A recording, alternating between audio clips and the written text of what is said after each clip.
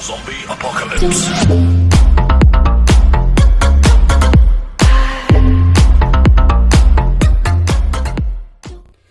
Hello and welcome back, everybody, to another episode of Move Out, Draw Fire. I hope everybody's had a good weekend, good week, good whatever it has been since you last heard my voice, the voice of an angel. I don't know what's happened to you since then, but for me, it's been a little different than normal. So, one thing I can say is this past weekend, whatever it is, my daughter's daycare has been closed down for 2 weeks because one of their employees caught COVID. So times are a little bit stressful because she's not in the preschool that we wanted to put her in because they shut down because it is the daycare. So it's a little bass backwards right now as far as how we planned on things going, but we're working it out, no problem. So I read an article today, and it doesn't matter where it's from, that veteran suicide is an all-time low. Well, I can't say all-time low. It is down because it was 22 a day. Now it is down. It's not gone, but it's down. So that's progress. We're making progress. I don't know if what I'm doing is helping anybody. I hope it is. If not, whatever. I do this for kind of my own way to outsource. Not outsource. How should I put this? This is kind of a coping mechanism, I could say. Just getting on here, saying what's on my mind. And then just putting it on the internet and seeing how many people will view it, how many people will, can understand what I'm saying, can have similarities, emphasize or sympathize, empathize, whatever it is. This is why I do it. It helps me, and if it helps me, then I'm going to do it to kind of help anybody else who might be out there dealing with maybe the same stuff that I'm dealing with now. So that's kind of why I do it. I know some people have their own kind of vices that they succumb to when it comes to dealing with depression or the PTSD or whatever. This is mine. This in video games. So these are my outlets to kind of relieve the stress that I feel on a hourly basis. So if you do listen, all 14 of you, I appreciate it. If it's less than 14, then somebody's listening to this more than one time. That's kind of weird, but all right. I can dig it. I appreciate everybody out there listening. I know I'm not any kind of, I'm not even in the same universe as kind of like a Joe Rogan or another huge podcaster, but at the same time, I'm doing this for me as well as everybody else. If I wasn't doing this, then I'd probably be doing something a little bit more destructive, kind of non-constructive. It would be more destructive than constructive. So take it how you will. This can be kind of a short one today because I don't have that much to talk about. But there are three things I wanted to hit on this list today. And number one, now I know I tell everybody I'm not into sports. I could give a shit less about sports. I don't care. However, I like watching them. Well, football and hockey. I cannot watch. The only time I'll watch baseball is a highlights reel where somebody rushes the mound and tries to fight the pitcher. I'll watch racing highlights when there's crashes. I'll watch NBA when there's fights. Or some kind of crazy physics-defying shot that is made. Great. That stuff's, it's kind of awesome. Hockey I'll watch all the way through because that is entertaining to me. Football I'll watch all the way through. But usually it's highlights of either fights, crashes, something spectacular happened, something that shouldn't have happened. and it's the miracle game-winning shot or something. Lately, I have been watching a lot of the baseball highlights of people getting ejected for either cheating or talking back to the umps, and then you got the umps who are just blind as all hell, and same thing with kind of like the Detroit Lion refs. So I am going to give a prediction right now. Now, I don't do many predictions because they don't come true. But I have predicted this. I have seen it in a dream. I'm lying. I don't dream about football. The 2022 Super Bowl winners. I have on a good, not a good source. I have, how do they say it? I have on good authority that I know who the winner is going to be for the 2022 Super Bowl champions. If you don't want to hear it, plug your ears. It's going to be the New Orleans Saints. Mark my words. The Saints are going to win the Super Bowl this year. If you thought I was going to say the Lions, you are bug nuts insane. Don't ask me why. I just have a feeling it's going to be the Saints this year. They might be the underdogs. I don't know. I don't think it's going to be, Tom Brady's moved to, what is it, 6 rings now? 7 rings? I don't think it's going to be him this year. Even though Tom Brady is one of my favorite players, I don't care what team he's on.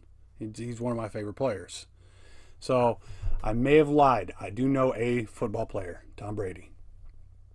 I did know a lot of football players back in 2002, 2003, because I was a big Oakland Raiders fan when they were back in the Super Bowl. I mean, you had Romanowski, you had Gannon, Janikowski. Oh God, there were a bunch of them. Well, I mean, that was 20 years ago now, so I did used to follow football a lot, and that was my favorite team. Charles Woodson, Rod Woodson, they were on there too. Charles Woodson was a Heisman Trophy winner in whatever year that was, so I did pay attention to football back in the day, but I don't anymore because I don't care. But Tom Brady is one of my favorite players. Always will be. So that's that. Now, as far as like a Stanley Cup winner, Detroit Red Wings. There you go. I don't have it on good authority. I just want them to win because I do like the Red Wings. MLB World Series. The Yankees. I don't know. Are they still playing? I have no idea. Is baseball still going on? I have no idea. So take it for what you will. All right, moving on to the next subject. This is going to be very brief, but I want to give a big heartfelt thank you. The warmest thank you I can give to this person. I have never met this person. This person has never met me. But this person, throughout the years, for years, has given me the best gut-wrenching laughter I've had. Some of the best. And it's mostly from Saturday Night Live, back when it was still good, and some movies that he did. But I want to give a big, heartfelt, and sorrowful goodbye to a Mr. Norm Macdonald. Today is September 14th. He has passed away as of today at 61 due to battling a long-time cancer. Now, this guy, he has played some of my favorite roles in Saturday Night Live.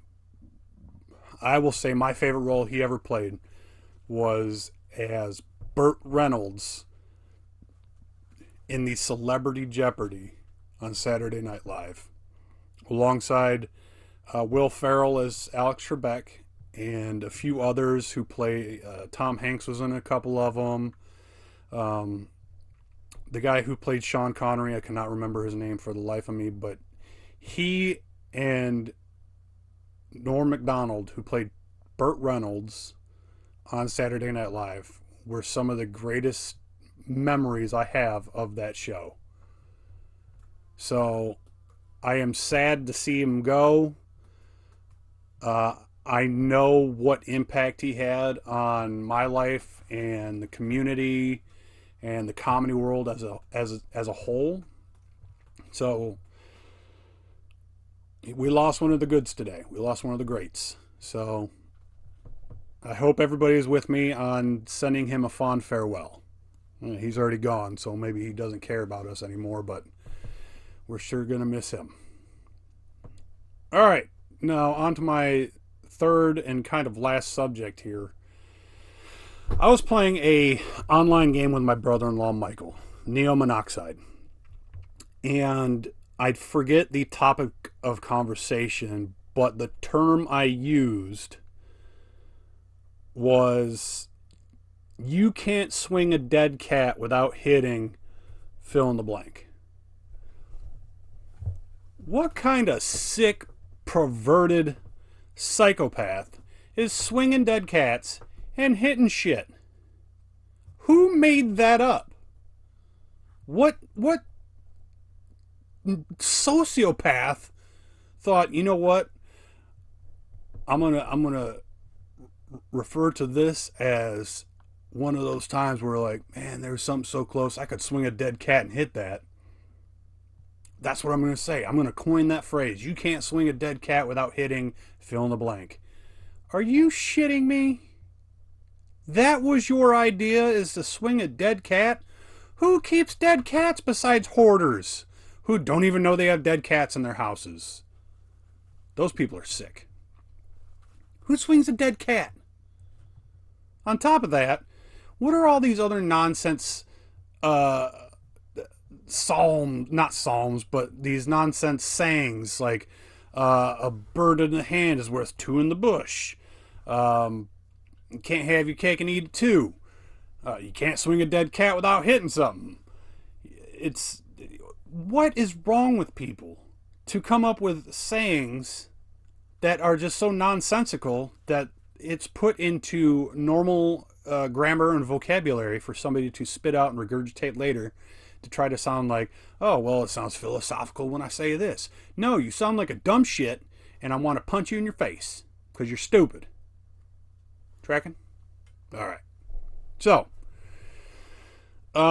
speaking of swinging a dead cat, I worked at a company in Beaverton, Michigan, and I worked the night shift. And on night shift, we had a few characters. Some of these characters were a little off. So, one day, a friend of mine, we'll call him Mike. Mike has a bunch of dogs. Those dogs killed a cat. His wife said, you got to get this cat out of here. So he said, okay, I'll put it in the bed of my truck and I'll toss it in the trash or toss it out on the road on my way into work. Seems logical. You know, don't let the dogs eat them. Save them for the coyotes or raccoons or whatever else can thrive off these dead things.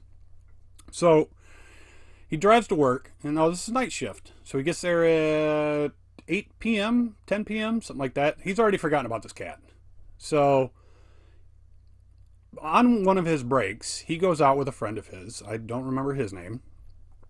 Let's call him Carl. So Mike and Carl go out. Mike says, hey man, I've got this dead cat in the back of my car. Or back of my truck, in the bed of the truck. What am I going to do with this thing? Well, Carl says, hey, you know what you should do? You should take that dead cat and put it on somebody's rear windshield. So when they get in their car and they look in the rearview mirror, they see a dead cat like a Garfield stuck to the back of their window. Ha ha ha, ha ha ha ha. Funny. Everybody else thought it was funny. And then he actually did it. He took this dead cat, he put it on back of the person's car. Now he put it on the back of this person's car because he knew that person wasn't going to have a shit fit about it. They would think it's funny, ha ha ha, and then play pranks for the rest of time or however, whatever. Hitch in the plan. There is somebody there who did not like that. And that somebody is the girlfriend of Carl. Well, Carl's girlfriend found out about it. And she didn't like it whatsoever. And she snitched. She snitched hard. So, Mike had to apologize to the whole shift, even though we knew who it was. He had to apologize to the whole shift. And the only reason why it wasn't pushed further, because I believe Mike had a little talk with this girl. Said, hey, if you tattle on me, if you snitch on me, your boyfriend's the one that gave me the idea. So they dropped it. So he got put on no documented counseling, nothing crazy like that. Just like, hey, don't do it again. So, you know, it's kind of, you have, what's the moral of the story? You have killjoys wherever you work that will snitch on you for any little thing that you do. If you work in a company where there's only 3 or 4 people, you probably not. You probably won't have a snitch. If you do, I mean, everybody knows who it is anyway. But if you work in a company that I worked at where there's hundreds of employees throughout the 24-hour shifts, 3 different schedules, 9 different departments, whatever it is, it's a little harder to nail down who the snitch is, but there's always a snitch. Always. So try to find out who it is and don't do anything around them. I'm not saying go out and find who it is, beat the shit out of them. That's not what I'm saying. I'm saying judge your audience when you pull jokes or practical jokes. When you tell jokes or do practical jokes. Know your audience. If you know there's somebody in the audience who will snitch on you because what you're doing could be considered illegal, immoral, or unethical, somehow offensive, whatever it may be. If you think one of those 4 things, I mean, obviously it's not going to, well, I mean, all right. So out of those 4 things, if you know somebody's going to snitch on you for breaking one of those 4 rules, then don't do the whatever it is. Don't tell the joke. Don't pull the practical joke. But if you know you can trust the people you're around and you know your audience, I would say, in my professional opinion, as being what I consider a funny person sometimes, one who can judge my audience as to what I can say and what I cannot say, do what you can get away with. I'm not saying murder. I'm not saying commit a felony. By no stretch of the imagination am I saying go and commit a felony because you know nobody will snitch. However, illegal, immoral, unethical, and offensive. If you can, all right, I'll say if you can get away with it. Moving on. That's pretty much all I have for today. It's going to be a short episode today. And again, I'm trying to put together some stuff to put on YouTube, some reaction videos, stuff like that.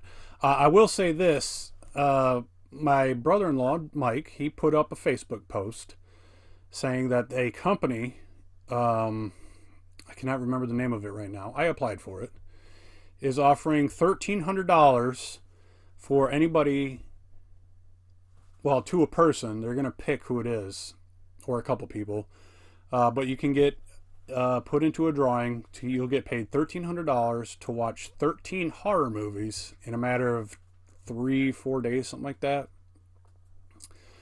So I put in for that, and I'll watch some horror movies. At this point, what could really scare me besides, I'm not even gonna go into it. My brain goes to a dark place when I try to kind of articulate what puts fear into me. I've seen some of the worst acts of mankind, humankind. I've seen some of the worst atrocities that could be committed.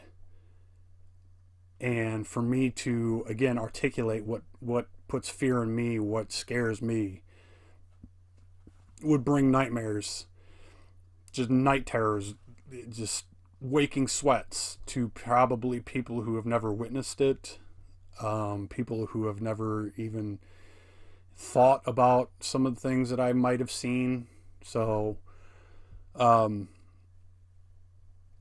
far as horror movies, seeing, what is it, Jason goes after some teenagers who are fornicating in the woods somewhere in a tent, that is entertainment. To see Jason Voorhees just smoke some fools with a machete, oh, I love it. To see Michael Myers chase around his sister, that stuff's funny. Chucky, oh, come on. A doll that kills people, that's amazing. So, I'll leave it at that. Quick recap. Super Bowl, New Orleans Saints. Can't swing a dead cat. You people need help. Norm Macdonald, tragic passing. Yeah, well, I mean, he was probably dealing with a lot of pain, so he's probably glad that it's gone over now. So, I hope that brings some sort of relief to the family, that he's not suffering anymore.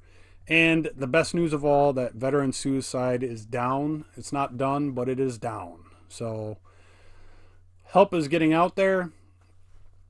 So I'm happy to report that.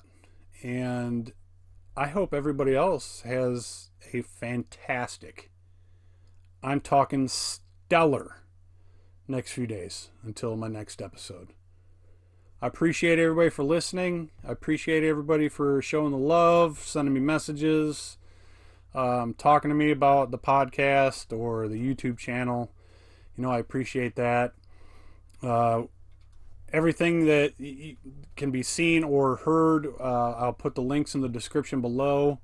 I'll put a link, I'll put a phone number or a text message number for the Veteran Crisis Hotline that you can call or text if you don't want to talk. Put in links for my YouTube channel, put in links for the podcast sources. That's pretty much all I got today. And I appreciate everybody for listening thus far. I know my audience isn't huge. My audience is only in the double digits, and that's barely double digits. So I appreciate everybody for listening. And I hope, again, that whatever you do it for you. You do it for you, you do it for your family, you do whatever you can to better yourself, to better your family. Get out there and get it. Know what I mean? You picking up what I'm putting down? You mopping up what I'm spilling? I can dig it. Anyway, I appreciate everybody. And I tell you this in all earnest and confidence. I love you. Yeah. All right. I command you. Move out. Draw fire. Thank you. Zombie apocalypse.